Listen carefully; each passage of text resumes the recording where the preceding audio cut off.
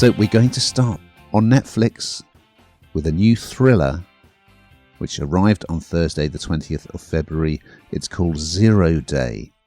And here's a clip. 3,402 people died on 0 Day. Absolute nationwide terror. Computer systems completely hijacked. A significant number of casualties. Every phone in America displayed the same haunting message. This will happen again. 6 episodes of this one, and the headline news is, well, it stars Robert De Niro in his TV debut. Incredible. He's heading up a pretty stellar cast. That includes Joan Allen, Lizzie Kaplan, Dan Stevens, also Jesse Plemons. And De Niro stars as George Mullen, who is a former US president.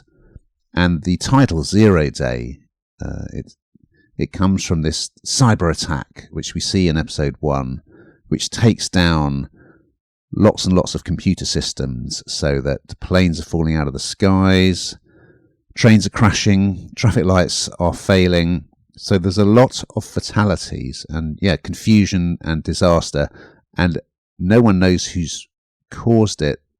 But as part of the attack, this message comes up on everyone's phone saying, this will happen again. We see the former presidents visiting one of the sites where a lot of people have died. And the bystanders are giving the emergency services a lot of grief. And he kind of steps in and makes this very rousing speech, George Mullen, saying, we all need to stick together. We need to protect our values against this threat. This is the time, for us not to be attacking each other, but to be supporting each other. Someone films it. Of course, it goes viral.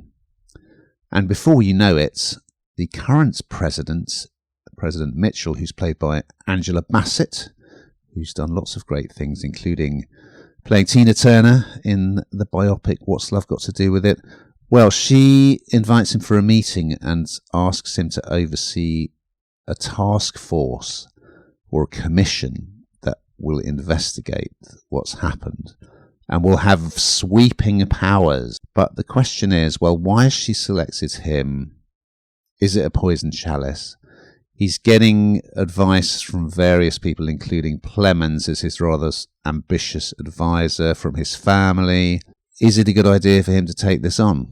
That's the big question. And that's what he's weighing up by the end of episode 1. So there's a great moment in the first episode where De Niro's character is just watching the news unfolding of this crisis. And so the camera is just face on to De Niro, who's staring into it.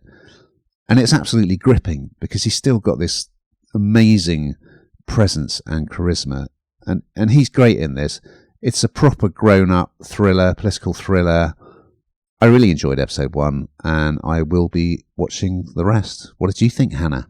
Yeah, it is good. I mean, you've got to watch it with De Niro in there, haven't you? Although I was reading the interview in one of your TV titles where they asked him why he was interested in doing something like this. And he said, I was talking to my agent about doing something in New York so I could stay at home. And I asked him if he could find something, maybe a limited series that would film over 5 or 6 months. And he introduced me to this. So he started sending me episodes and every few weeks. And that was it. I was in. And I just think it was like brilliant. That's kind of like, yeah, that suits me. That's fun. Of course, it is absolutely great. I mean, the premise of this is kind of a little bit close to home at the moment in some ways, isn't it? I think this kind of idea of absolute power and being able to do whatever you want with it, and him coming back in and having to make really difficult decisions when he's in retirement, but absolutely required in this situation. It's different actually, which I think it's nice to see because, you know, each week we come and talk about different series or, you know, docu-series, but this feels like it offers something a little bit different and a huge talent, of course, in De Niro.